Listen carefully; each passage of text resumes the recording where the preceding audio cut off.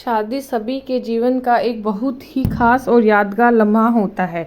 हर कोई चाहता है कि उसकी ज़िंदगी का यह क्षण बहुत ही खुशनुमा हो, कोई कमी ना रहे। हमने अक्सर देखा होगा कि जिस घर में शादी होती है उस घर के लोग मेहमानों के आवभगत में, खाने के मेन्यू में, सजावट आदि चीज़ों में इतने व्यस्त रहते हैं कि वे शादी का आनंद ही नहीं उठा पाते। आजकल वेडिंग प्लानर शादी के घर की सारी जिम्मेदारी अपने कंधे पर लेकर घर वालों को शादी का मज़ा लेने के लिए स्वतंत्र कर देता है।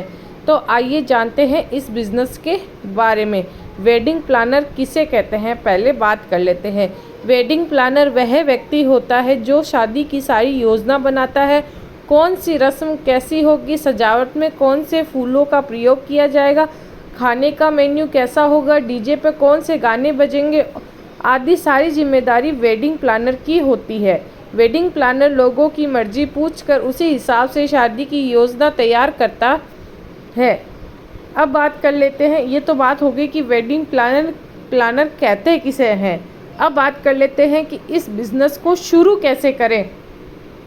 वेडिंग प्लानर का व्यवसाय शुरू करने के लिए आपको निम्नलिखित ज़रूरत काम करने होंगे। पहला पॉइंट आता है जगह का चुनाव। कोई भी व्यवसाय शुरू करने के लिए एक जगह की आवश्यकता होती है जहां आप अपना ऑफिस खोल सकें। आप अपना ऑफिस ऐसी जगह पर खोलें जहां पर आसपास वेडिंग कार्ड छापने वाली टेंट हाउस जैसी दुकानें हो। आप चाहें तो घर पर भी अपना ऑफिस खोल सकते हैं।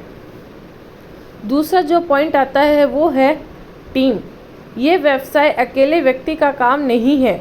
इस व्यवसाय में अकेला चलो का नियम लागू नहीं होता। इस व्यवसाय की सफलता टीम वर्क पर निर्भर करती है। आपको अपने व्यवसाय के लिए एक अच्छी टीम की आवश्यकता होगी।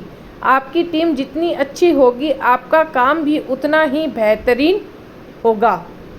नेक्स्ट जो पॉइंट है ज़रूरी पेपर वर्क। वेडिंग प्लानर का काम शुरू करने के लिए कुछ लीगल पेपर वर्क भी करना होता है, जैसे जीएसटी रजिस्ट्रेशन, दुकान का नाम रजिस्टर कराना, ट्रेड लाइसेंस आदि। इन सब चीज़ों की ज़रूरत होती है। अगर आप वेडिंग प्लानर का बिज़नेस शुरू कर रहे हैं तो इन सब चीज़ों की आपको आवश्यकता होगी।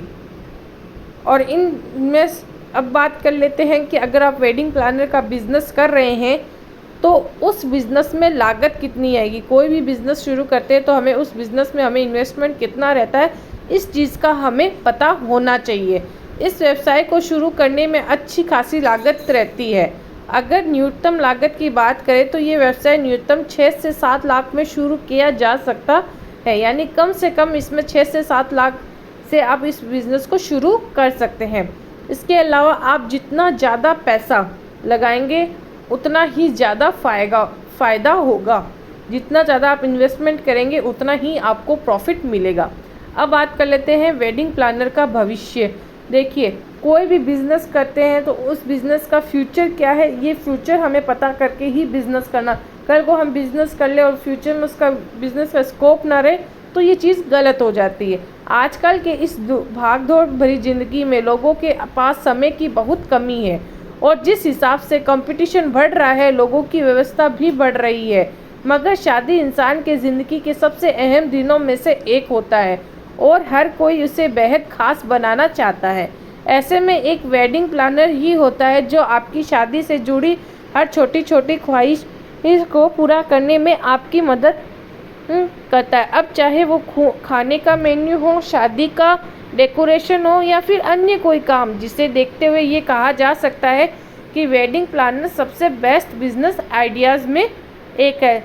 और भी जानकारी के लिए चैनल को सब्सक्राइब करें, कमेंट करें। धन्यवाद।